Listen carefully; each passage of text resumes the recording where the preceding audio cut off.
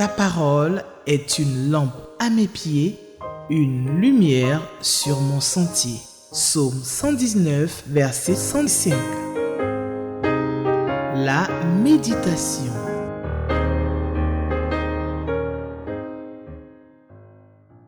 Chers bien-aimés frères en Christ, que la gloire, la louange et l'honneur reviennent à notre Seigneur, qui a fait de nous les hommes les plus heureux de la terre, parce que nous avons accès à sa grâce, accès à sa présence.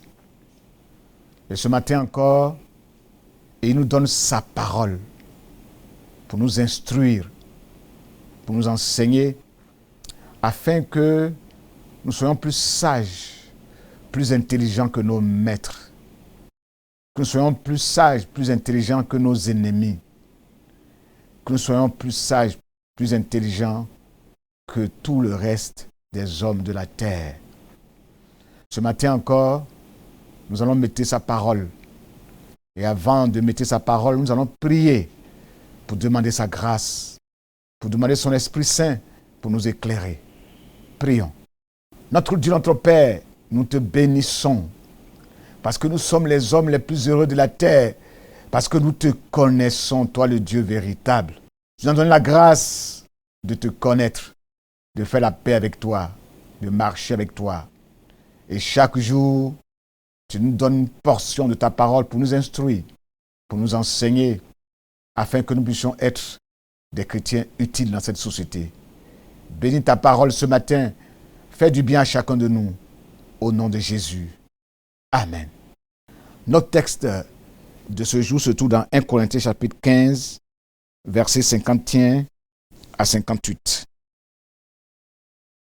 Je lis la parole. Voici, je vais vous révéler un mystère. Nous ne passerons pas tous par la mort, mais nous serons tous transformés. En un instant, en un clin d'œil, au son de la trompette dernière, car lorsque cette trompette retentira, les morts ressusciteront pour être désormais incorruptibles, tandis que nous serons changés. En effet, ce corps corruptible doit se revêtir d'incorruptibilité et ce corps mortel doit se revêtir d'immortalité. Lorsque ce corps corruptible aura revêtu l'incorruptibilité et que ce corps mortel aura revêtu l'immortalité, alors se trouvera réalisée cette parole de l'Écriture. La victoire totale sur la mort a été remportée. Ô mort, qu'est devenue ta victoire? Ô mort, où est ton dard? Le dard de la mort, c'est le péché, et le péché tire sa force de la loi. Mais loué soit Dieu qui nous donne la victoire par notre Seigneur Jésus-Christ. C'est pourquoi, mes frères, soyez fermes, ne vous laissez pas ébranler, travaillez sans relâche pour le Seigneur, sachant que la peine que vous donnez au service du Seigneur n'est jamais inutile. Amen. Ce chapitre de 1 Corinthiens, chapitre 15, traite du sujet relatif à la résurrection des morts. Nous l'avons déjà dit, ce sujet fondamental ne doit pas être nié, négligé, car c'est le fondement, le socle de notre foi chrétienne. C'est l'essence de notre évangile, la bonne nouvelle de Jésus. Car, bien-aimés, si les morts ne ressuscitent pas, si Christ n'est pas ressuscité, nos péchés demeurent encore. Nos péchés ne sont pas ôtés. Et l'évangile que nous prêchons n'est pas vrai. Notre foi sera vaine, remise en cause, car nous serons des faux témoins, des menteurs, parce que nous aurons dit des choses qui ne sont pas vraies. L'apôtre Paul, bien-aimé, a raison de consacrer un chapitre entier pour refuter cette erreur, ce mensonge, ce venin mortel, et éclairer le peuple de Dieu en affirmant haut et fort que Christ est ressuscité, que la mort ne pouvait pas le retenir. C'est l'espérance de tous les chrétiens. C'est notre bonne nouvelle. Les morts en Christ ressusciteront un jour, comme leur Seigneur Jésus-Christ. Démontrant à l'homme que la mort, le péché, le diable sont vaincus à jamais. Dieu ne cessera jamais de nous répéter ce message de la trompette finale. Jésus-Christ est ressuscité et nous a donné 3 victoires. La victoire sur la peur de la mort. La victoire sur la puissance du péché qui nous rendait captifs. La victoire sur la condamnation de la loi. Nous ne sommes plus prisonniers du diable. Nous ne sommes plus captifs de la mort. La victoire de Jésus-Christ, c'est notre profit. C'est notre héritage. C'est notre droit dans l'alliance éternelle et parfaite que notre Seigneur Jésus-Christ a scellé pour nous au moyen de son sang précieux à la croix du Calvaire. La résurrection de Christ est pour nous une source de vie, une source de puissance, une source de guérison, une source de transformation. Car si le grain ne tombe pas en terre, ne meurt pas, il demeure seul. Mais s'il meurt, il produit beaucoup de fruits, porte beaucoup de fruits. Ainsi, nous sommes associés à cette résurrection. Nous sommes ressuscités avec lui. Et nous sommes assis avec Jésus dans les lieux célestes. Et c'est pourquoi nous pouvons porter beaucoup de fruits, des fruits divins à la gloire de notre Dieu. S'aimer à cause du péché, dans le déshonneur, dans l'humiliation, dans l'impuissance, dans la faiblesse. Corrompus, ensevelis, nous revêtons maintenant, grâce à la mort et la résurrection de notre Seigneur Jésus-Christ, nous revêtons l'immortalité. Nous revêtons l'incorruptibilité. Nous sommes couverts d'honneur, de gloire, de puissance, à l'image de Jésus-Christ. Nous avons droit.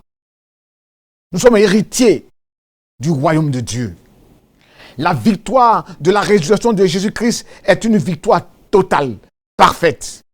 C'est une grâce merveilleuse. C'est notre bien le plus précieux. C'est un mystère. C'est des choses qui sont difficiles à comprendre selon l'entendement humain.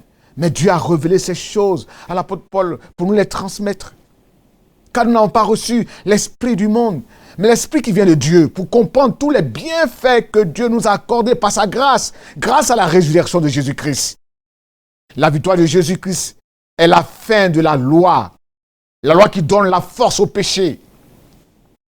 La puissance du péché, c'est la loi, car c'est la loi, par la connaissance de la loi que nous avons connaissance au péché.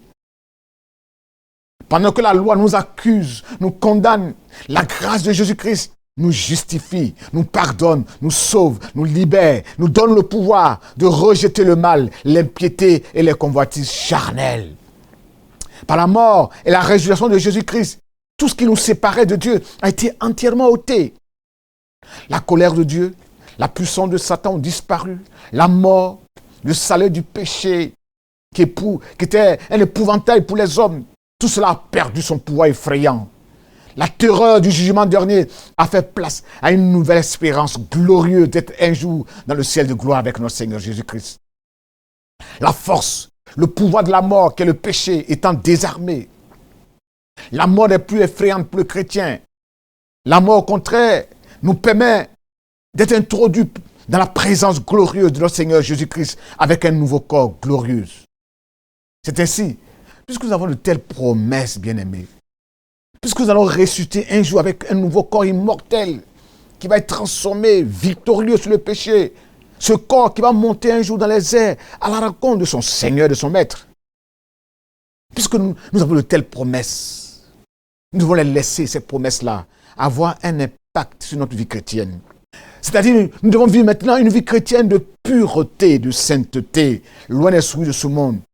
Une vie chrétienne de fermeté dans l'excellence, dans la perfection, marchant de progrès en progrès, zélé pour pratiquer avec persévérance toutes les bonnes œuvres que Dieu a préparées à l'avance pour nous, pour que nous les pratiquions.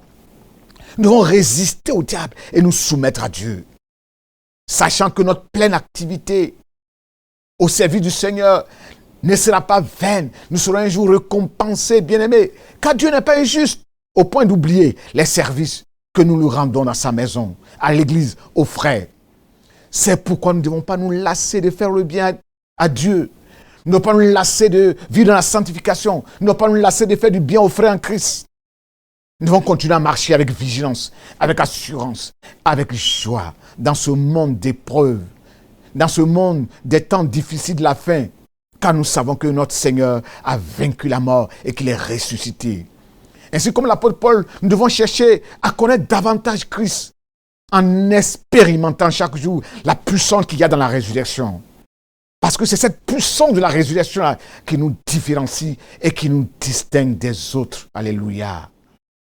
Bien-aimés, nous allons prier pour cette glorieuse espérance que nous avons en Jésus-Christ ressuscité entre les morts. Seigneur, nous te bénissons. Nous te rendons grâce. Parce que notre Dieu, nous ne sommes pas comme le reste des hommes qui sont sans espérance. Nous avons une espérance vivante et puissante, fondée sur la résurrection de Christ. Un jour, nous aussi, comme notre Seigneur, nous allons ressusciter avec toi. Et nous serons assis avec toi dans le ciel de gloire. Tu viens nous chercher.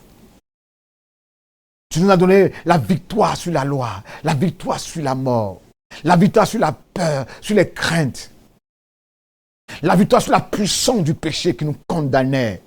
Nous sommes libérés, nous sommes enfants de Dieu, nous t'appartenons. Et tout ce qui appartient à Jésus-Christ nous appartient. Quelle grâce! C'est pourquoi donne-nous de persévérer, de continuer à marcher avec toi. De ne pas nous lasser de vivre dans la sanctification, dans la pureté. De ne pas nous lasser de faire le bien à Dieu. De ne pas nous lasser de continuer à servir Dieu dans l'Église. Merci Seigneur pour la victoire, pour la force, pour la résurrection de Christ. À toi toute la gloire. Amen. Merci Jésus. Merci pour ta fidélité. Béni soit ton nom. Amen.